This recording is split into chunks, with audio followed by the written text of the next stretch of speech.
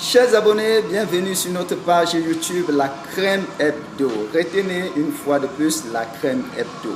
Si vous n'êtes pas encore abonné, no stress, je vous invite simplement à appuyer sur la cloche que vous verrez en bas de votre écran ou à appuyer simplement sur j'aime pour ne rater aucune actualité traitée par notre page et surtout par des mains experts de votre serviteur, le gladiateur de l'information, Martin Donald Ngani. À tout à l'heure. Aujourd'hui, nous allons parler d'un sujet sensible, un sujet d'autant plus sensible qu'il implique notre jeunesse.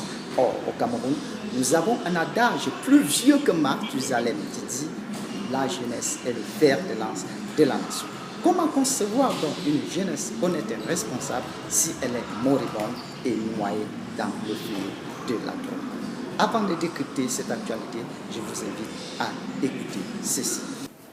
La situation étant plus préoccupante que le nombre d'usagers de drogue demandeurs de soins est en nette progression ces derniers temps. En témoignent les données recueillies auprès de nos centres de soins d'accompagnement et de prévention en addictologie logés dans nos hôpitaux de première et deuxième catégorie.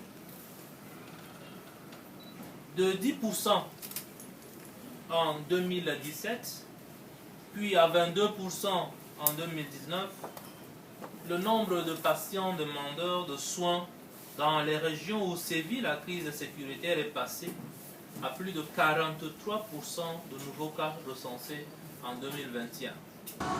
Des chiffres qui donnent froid dans le dos, mais qui présentent la situation de la jeunesse camerounaise et surtout le risque qu'encourent les autres. Interrogés sur la situation, certains observateurs pensent qu'au Cameroun, le contrôle parental a perdu son efficacité.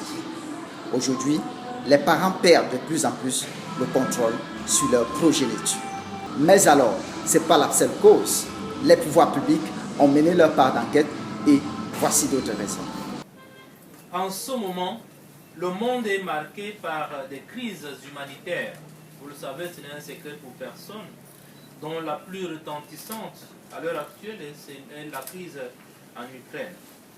Ces événements d'envergure, conjugués à la pandémie de la Covid-19, qui continue de sévir, amplifient à n'en point douter le trafic illicite et l'abus de drogue.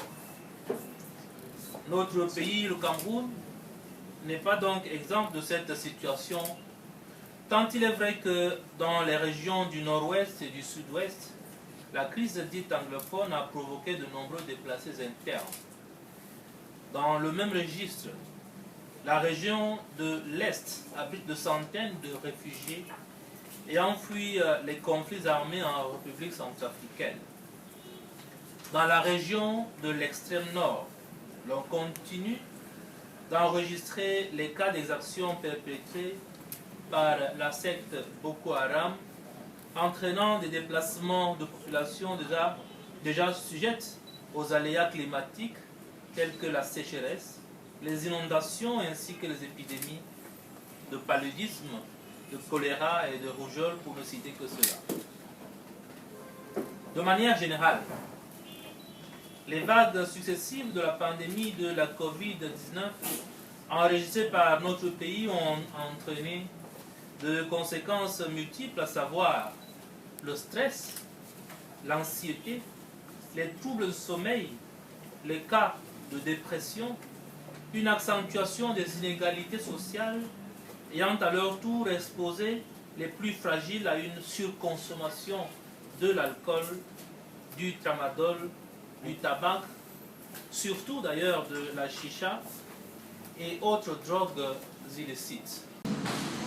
Les conséquences de la consommation de la drogue en milieu jeune se ramassent dans nos villes comme les feuilles séchées d'un arbre. Quelques cas parmi tant d'autres pour démontrer la décrépitude de la situation de la jeunesse, victime ou en proie à la consommation des stupéfiants.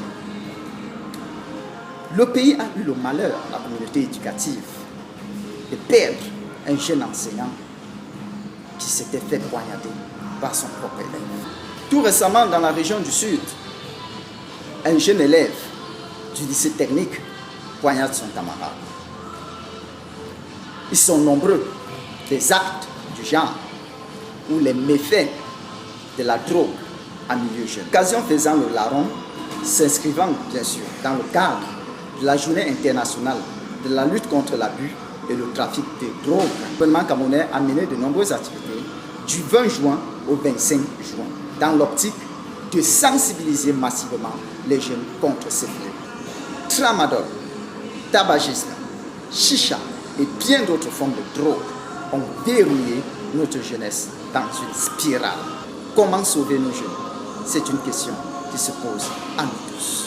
C'est une interpellation à l'endroit des parents, des enseignants, de l'entourage et des pouvoirs publics pour former une synergisation pour dire stop à la consommation des stupéfiants en milieu jeune.